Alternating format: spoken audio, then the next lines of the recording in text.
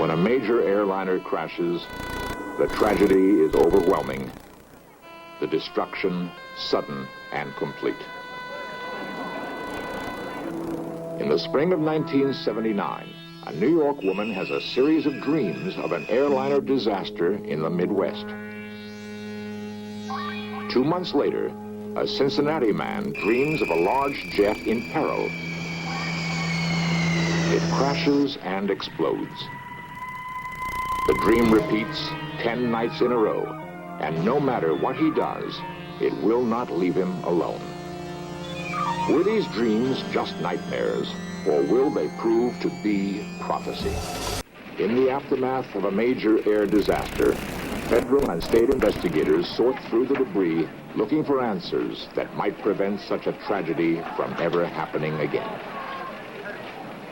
Recent findings have revealed that a strange phenomenon often precedes these catastrophes.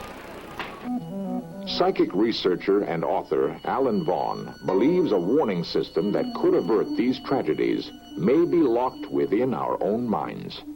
Some may disbelieve, but Vaughan's own strange experience perhaps indicates the possibility.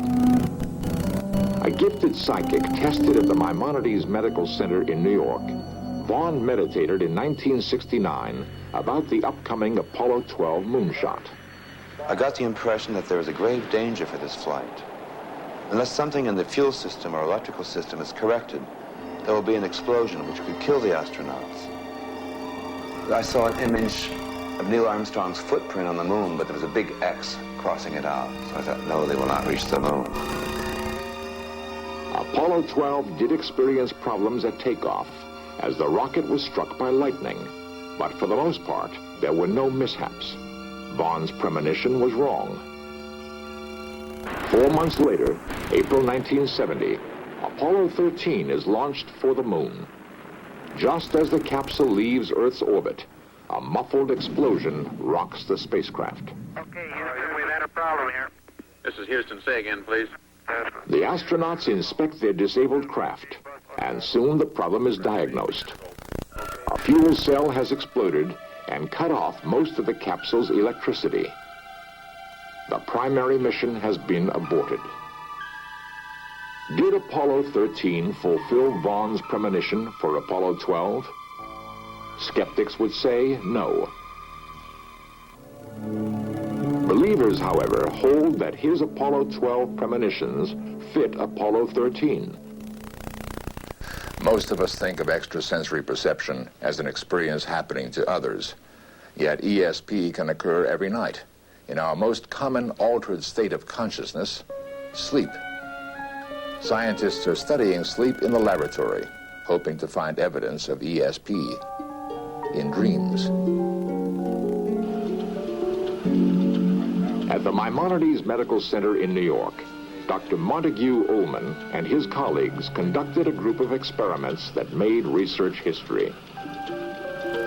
For 6 years, more than 100 subjects would come in at night to be studied as they slept.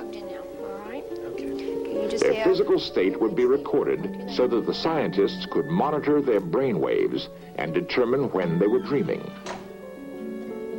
Could dreamers dream about the future, demonstrating precognition of an event that was yet to happen? In the design of a precognitive experiment, the special waking event that the dreamer is to dream about does not exist. Hasn't been created. No one knows about it or what it's going to be. Each night, the subject is asked to dream about a series of slides he will be shown the following day. These slides will be his target. His dreams are charted, and he will be awakened after each one. I was dreaming of the color blue. It's very prominent, and it's birds and like the sky. In the morning, he is interviewed to capture any last impressions before the dream reports are sent away to independent analysts. Terry, what is your overall impression of this dream?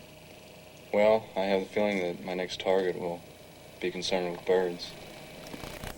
Later that day, another experimenter who knows nothing about the subject's dreams selects a slideshow at random. If the topic of the show corresponds to his dream, the target will be hit.